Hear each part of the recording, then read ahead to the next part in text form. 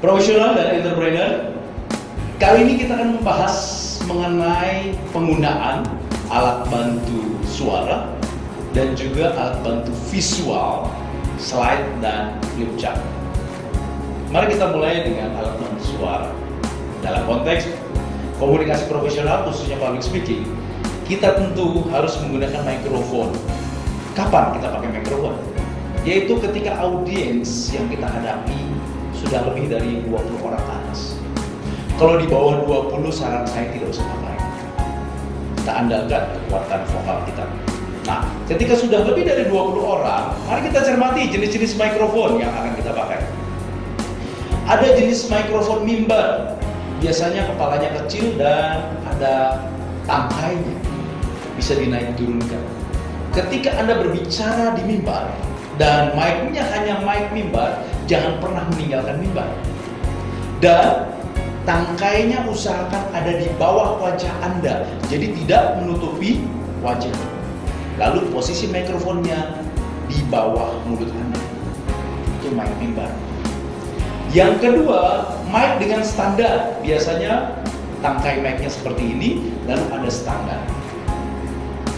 Ketika Anda tidak memegang kertas atau memegang alat bantu apapun, saran saya lepaskan mic tersebut dari standarnya. Dengan cara gimana? Supaya elegan dan tidak membuat lucu di panggung, pegang tangkainya, kemudian pegang mic-nya dengan tangan seperti ini, kemudian putar sedikit, lalu tarik. Pasti terlepas. Tapi kalau sekedar tarik-tarik begini akan berat, susah dan lama. Sedikit tips kecil. Nah, kemudian ada juga mic handy dan berkabel. Jadi tidak ada standar. Biasanya panitia atau MC memberikan Anda mic, dan memberi mic yang santun adalah begini ya, bukan begini. Jadi ketika Anda menerima seperti ini, ada kabelnya. Saran saya, pegang dengan tangan kiri dan juntaikan kabelnya di samping lalu ke belakang atau terus ke samping Anda. Hindari tangan menggulung-gulung kabel. Ya, itu kegiatan spontan. Hati-hati ya. Nah, tapi jauh lebih baik kalau Anda punya pilihan, gunakan mic yang cordless atau wireless. Jadi tidak ada kabel seperti ini. Lalu ada pilihan mic lagi, yaitu yang handless. Ada dua jenis. Pertama yang clip on di sini biasanya ya, dan kedua yang mic on di sini.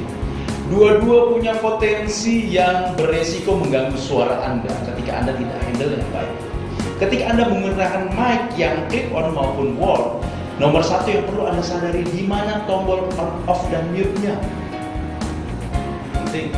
Ketika Anda berbisik, matikan. Ketika Anda tidak sedang bicara dengan audiens, matikan atau mute kan.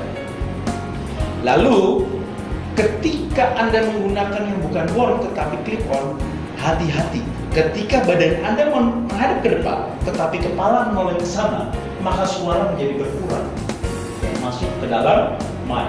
Maka saran saya kalau menggunakan clip on, badan Anda ikut berpindah ketika kepala Anda berpindah. Nah, kembali ke topik mic yang handy. Kalau mic ada kabel, bagaimana cara tesnya? Di luar sana ada orang tes mic seperti ini. Tes. Hati-hati, jangan lakukan. Dalam tanda kutip agak kaku.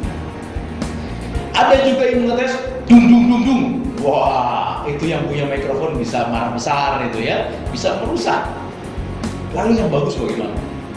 Saran saya, kalau ada kabel di bawah, cara tes mic, ketika Anda sudah nyalakan, kalau ada tombol on off-nya, ketuk satu kali saja dan posisi mic di bawah. Ketika sudah Anda dengar suara duk pada speaker, berarti itu menjadi tanda bahwa mic berfungsi normal. Tinggal Anda berbicara. Kalau tidak ada kabel seperti ini ya, wireless, maka ketuknya di bawah seperti ini. Duk. Dan proses tes mic ini bukanlah proses yang perlu ditonton oleh audiens. So, bisa jadi sambil Anda berjalan menuju panggung, Anda tes mic. Sampai persis di titik sentral panggung, Anda langsung berbicara.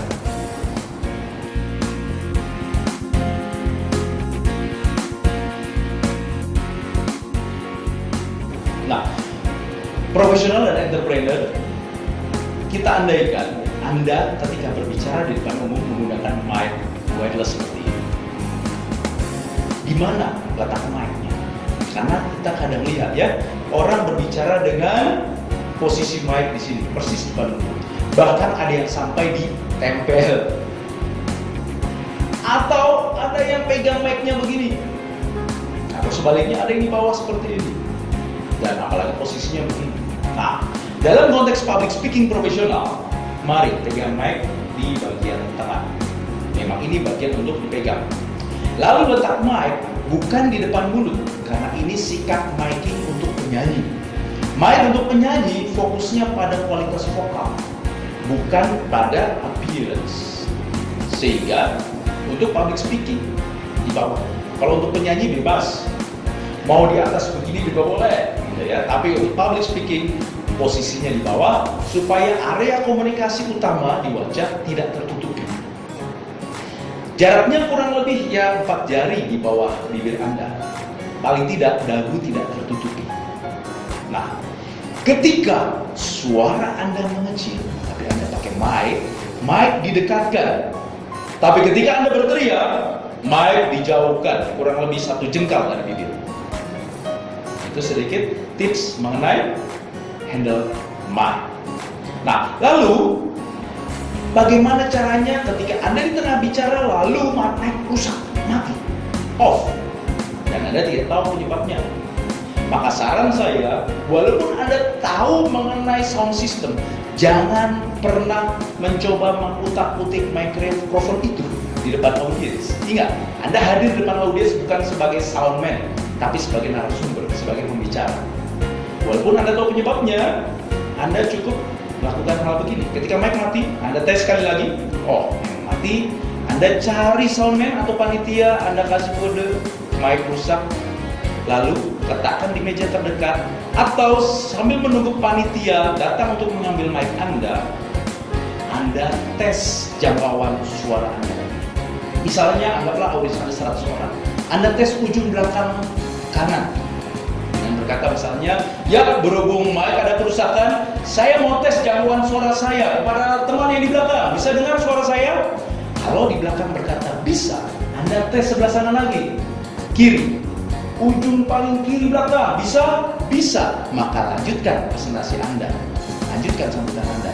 Tetapi seandainya audiens Anda 500 atau 1000 orang, Anda tes suara, bisa? Tidak bisa. Di sana bisa? Tidak bisa. Saran saya, cut.